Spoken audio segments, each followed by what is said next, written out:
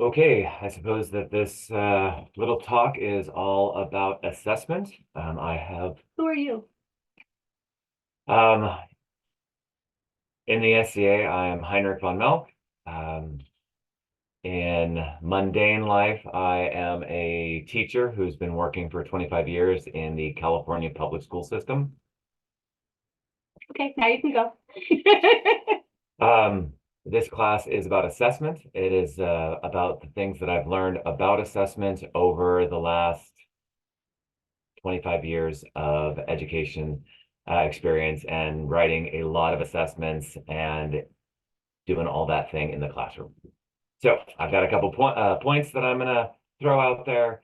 And then my handy dandy assistant here is probably going to jump in and ask more questions to make sure I stay on topic. So first thing, one of the things that I always try to remember about assessments are an opportunity to learn. It is not only an opportunity to learn for the person taking the assessment, that is an ideal situation. It is also something for the instructor, the person who is judging, to learn about the people taking the assessment, learn about themselves, try to understand the situation better. Um, One of the important things about assessments, point number two, is that when you were a student, if you were really good at assessments or if you were really bad at assessments, just because you had success or failure at assessments doesn't mean the people you're working with are going to be good at the assessment if you were good at them, or even bad at the assessment if you were bad at them. We have to remember our biases. We have to remember that everybody comes to assessments with different strengths, different weaknesses, and uh, and I guess that's that point. Point number three. Scope creep is a major problem. I've seen this a lot in education where I keep teaching the same topic. Why don't these students come in knowing all the trigonometry that I've been teaching for the last 10 years? Because these students are new, because these students are at a state where they haven't learned those things yet. They haven't been taught the items in question. So we have to remember to be able to look at our students, talk to our students, know where they're at. And honestly, one of the biggest challenges for any instructor is to figure out the holes or the gaps in our students' knowledge base. Let's see, next one. Um, when you do assess, we have to assess what we're actually teaching. In my school, in my cohort, we had a lot of problems with regards to assessing students because we realized that they were missing some major things coming into our classroom. This was before COVID, this was during COVID, this was after COVID. We needed to look at our students, we needed to talk to our students, we needed to figure out where they might have missed something before they walked into our educational situation. Let's see, last one. On this side, assessments need to be overhauled. You can't just keep using the same assessment year after year after year after year. Students change significantly with generation. We saw a major change in the high school level with regards to our students during COVID and after COVID. We always have to go back and look at our assessments. Did the assessment actually test the individual for what we were hoping that they had learned? I'm going to take a small break there because that was a lot of information. See if my assistant has a question for me. I do actually. Can you, in an education setting, can you define assessment for people who don't work in education? Okay, assessment also, of course, is a test. This is an opportunity to find out what the students have learned. The assessment can be at the very end of a unit. That would be a cumulative test. So that is taking all the things we wanted to teach, all the things we hope that the students learned, putting them on one test, boom, here we go. Also, a big thing in education over the last 10, 15 years have been the idea of common formative assessments, which are as you go. Okay, I just taught this student to do skill A. I'm going to give them an assignment now. Can they do skill A? I don't have to wait for the end of the year. I don't have to wait for the end of the semester. I can just say, hey, now that I think you've learned this, can we go back and see how well you perform this skill? Okay, and then along those lines, when I hear the word test, because of my generation, I think about, fill in the bubble and this, that, and the other thing. Are there different ways of doing assessments? Are they all, you talked about different time periods you can do it, but are they all big grand things? Are there little assessments you do within teaching a lesson to check for understanding or anything like that? Or are there different ways of assessing? So we'll go small to large. Assessments can happen at any point in an educational situation. You're working with a student, you can check for understanding. You can ask immediately after teaching a skill if they understand. You can ask them to do a simple project, a simple assignment. You can ask them out of the blue to do something larger. You can catch them at the very end and see if they can do something gigantic. So it can happen at any stage. Assessment is any time that you as the instructor are looking at your student or students and saying, okay, am I sure that this student has understood what I asked them to learn? Did they incorporate it in their brain? Can they give it back to me in a way that makes sense? It can happen at any point. It can be small, it can be large, it can be informal, it can be formal. It can happen at any time. Okay, and then one other thing I heard early in your intro, you talked about using assessments to judge student progress, right? So you had a chance to judge a couple times in the SCA. Is there any tie-in between, SCA arts presentations and assessment, or there really is no link? Do any of those principles potentially go together? I would say they go together. What that triggers in my mind is bias. Um, when we are looking at, when I've had opportunities to judge in the SCA, I would say that my bias was a major factor on what I decided upon. What was I biased towards one type of the presentation? Was I biased based on one type of thing presented at the table that was being judged? It was a very personal choice. It wasn't necessarily a fair choice. And I know as a judge, I have made decisions that I believed in, but at the same time, really had no objectivity. In education, we have a movement that I dislike, but it's actually really good from a standpoint of assessment, which is called a rubric. And rubrics force you to stick with a very rigid assessment methodology. It is designed to eliminate bias. It is designed to keep the assessor, the judger, the tester. It is designed to keep them basically within the lines. So that would be like SCA judging sheets, which the two times you judged you didn't have. It was really more of a personal preference, which is bias. That was really more involved, but that would be sort of what would fall into the judging sheets that some of the arts competitions work from now. Yes, Okay. I would assume so. I haven't seen any of the more recent ones. I remember ones from the long ago that they were open-ended questions for the judging sheet, which helps, I would say, the assessor.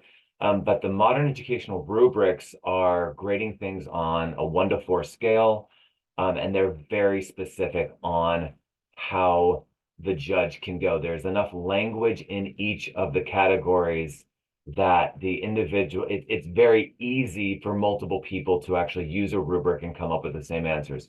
In my cohort at my work, there are 4 of us. We will use common rubrics to grade common student work. Some work done in a chemistry class, some work done in a physics class, which is what I teach. And we find that because of the rubrics, we actually keep our scores within because it is a 1 to 4 scale, a standard deviation of less than 0.5, we actually come up with very similar scores thanks to the basically inflexible nature of a rubric that does not allow, oh, hey, this kid was having a bad day. They turned in all these wonderful assignments beforehand. I'm going to give them a better score. That kind of bias, or the opposite. This student has been goofing off all week. Oh my gosh, they're under my skin. And then because of that, it affects our bias. It affects how we judge them. So the judging sheets that I've seen in the past in the SCA are good, but they're not as limiting as the rubrics, and the rubrics are designed to be limiting to take out the personal aspect of our lives and how we bring bias to judging. And obviously, when you're working with your department, you guys get together and you know each other. We don't have that same collaboration with the judges in the SCA, so that would be another side component. Yes. Shifting gears a little bit. Obviously, you've taught a lot in the SCA. Maybe some of it's been art specific, but you've taught on service and taught on fighting. What you know about assessments and how you use them professionally, is there any of that information that you would take and you would apply to your SCA teaching? That's a good question. I could see how the information in my work world could very easily translate to helping out people on the service side of the world. There are definitely modalities that we use in service that you can teach, that you can encourage, even from the standpoint of how to communicate with folks if they're not having a good day, how to interact with individuals, how to solve problems, how to make events essentially better for as many people as possible. I could see how assessment and what I've learned about assessment could be beneficial there, because we assess fighting a little bit differently in the SCA, and because we are honor-based with regards to our assessment. That one's more difficult. You can, for instance, for heavy fighting, you can have the perfect flat snap and you might never win a bout ever. But that's the nature of, there's too many variables going around. But I can definitely see how assessment and rubrics and coming back and talking to people and checking on individuals, how you could actually take assessment philosophy, test philosophy, and help individuals progress with regards to their service path. So shifting gears back to making tangible things a little bit. Because you don't do a lot of big formal classes, but you certainly do a lot of teaching people to armor and teaching people to make weapons and stuff like that. So when it comes to creating material goods, does assessment come into play in that at all for teaching? It can, because material goods have a essentially gold standard, because you have an individual, if we're taking armoring as an example, and I know about this much on armoring, so please forgive me if you're an expert in armoring. But we can see the product, we can see how the individual interacts with the equipment, the hammers, the anvils, the riveters, the drills, the whatever tools you might be using, whatever you have in your shop, in your garage, wherever you might be. We can see how they're interacting with the different tools. We can take our knowledge of how to interact with the tools, interact with the raw materials, and try to help that individual work through their lack of knowledge. I will not throw anyone under the bus, but it is amazing when working with individuals, and this comes back to bias and assessment, where you have an individual, you're like, okay, here, take this piece of leather and cut it, and you hand it to them, and then they struggle with this, and it takes you a while to realize that they're holding the scissors backwards, just because, even such a simple idea, they have a gap in their understanding of that skill. Now, are they strong? Yes. Can they handle the task? Yes. Are they intelligent? Of course they are. But every single student has that gap in their knowledge. And so that's where the small assessment comes in, where you got to pay attention to the individual. You've got to never assume the student knows everything they need to do the task. You have to have conversations, you have to have personal relationships so that you can find those gaps, so that then when you are assessing the individual, you're not assessing them for the fact that they just happen to grow up with parents that weren't necessarily big into the tools that you are using for the project. Cool. Flipping the classroom on you a little bit. I think I used that term right. So taking the knowledge you have now and putting yourself in the mindset of the student when you're learning things. How does assessment benefit you, and how can you use assessment to help you as a student, or can you? Actually, we do this a lot in education. One of the things that we can do with assessment, and I don't do this in my class, it is time consuming. I guess I'm lazy, I don't know. But self-assessment is actually sometimes an incredibly useful tool for both the teacher and the student. If that student it can be honest with themselves, and that means not too nice to themselves and not too harsh with themselves. Self-assessment can actually help them out. The nice thing about self-assessment, it actually can be quick. Honestly, the reason I don't use self-assessment in my class is not the basis of whether it is time consuming. It's just I haven't found a way that works with my methodologies in teaching. There are individuals that will have kids use emojis for self-assessment. They can find out social emotional impact. So how is the kid doing that week emotionally, their soul essentially, how could that be affecting their learning of the academic material covered in the class? Um, Obviously, from a standpoint of assessment, if a student is encouraged to see assessment and failure as a challenge and not as a you're no good, then that is a situation where you can turn the assessment into an incredible positive, no matter how good or bad the student performs. And there's the other opposite. If a student performs well on an assessment, they still need to know where they need to improve, because we all have places where we need to improve. We all have places where we can still grow as an individual. And if our assessments can help us understand where we are growing, if our assessments can help us understand where we might need extra work, then definitely the assessments can help anybody, whether it is the teacher or the student, progress on their path. So I think the next question that comes to mind is the last question you ask in an armor inspection. Are there any questions? Is there anything I missed? Any questions? Anything you want to talk about that I haven't asked on yet? You might have a few more things on your list on your paper. I do have one more thing on my list, and I do want to talk about that. This is something that my school district and a lot of school districts in California and across the nation have embraced, and it ties directly to assessment. They are basically 4 fundamental questions that all of the teachers at my site try to ask with regards to our lessons, with regards to our assessments, with regards to anything we do in our classroom. These are the questions in a nutshell. And they all build off of each other. So one, there are 4 of them, don't worry. Number 1, what do I want students to know and be able to do? Pretty simple. This is a situation anytime when you're trying to teach someone. Number 2, how will I know if each student has learned it?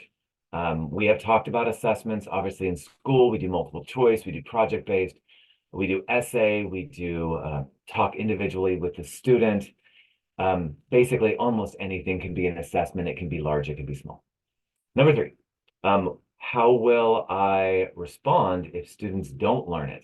That is a major aspect of assessment. It's a major aspect of instruction. I need to go back and do something. I need to approach my sequence of instruction differently. For us in the high school setting, sometimes this just means we come up with a new plan for the next year. And hopefully the next year works better than the current year as we just muddle through it. From a standpoint of the SCA, from a standpoint of teaching skills or teaching arts, the nice thing is we have every opportunity to be honest with ourselves and say, oh, we missed that. We need to go back and do that. And the tough thing in the SCA, especially for individuals that have been teaching for a long time, I do not consider myself one of them. You might have to go back and teach something that you thought the student already learned, or you never realized the student didn't learn, or it was a lesson you did with the student, and you got to figure out a different way to cover that material again. Because if the student is stuck on a specific skill, they're never going to progress to the really cool, amazing things that they can accomplish if they get all the skills down. Lastly, and this is the funnest part of these 4 questions, how will I respond if the students did learn it? And this is actually a very important point, because if you've got your student and they rock and they get everything right, oh my goodness, how do I go to that next stage of helping this person progress? And I've spoken to many fighters, and quite a few fighters recognize the fact that they don't have the language, don't have the ability to help the student after the student reaches a certain level. And this becomes a difficulty for students. And we have individuals within the West Kingdom that travel all over the United States to try to find those moments to learn that next little skill, to get assessed by a new individual, obviously sparring, fighting, practicing with a new individual to try to learn those skills. And so this is a challenge to the instructor as well. If this instructor does not know how to respond to the student who has mastered something that the teacher has taught them, then that's an opportunity for the teacher to go out and learn more. Cool. And that's my notes. So what we usually do at this point is if anybody has anything they're dying to ask on camera, they go ahead and pop on. And if not, we'll go ahead and turn the cameras off and have a discussion off camera. And if you watch this video, thank you. If you have any comments, please reach out if you know who I am and you know how to contact me, or if you see me in an event, or if you just know some random teacher. We all have way too much information about this stuck in our head because we take constant yearly professional developments on assessment. Thank you. Thank you very much.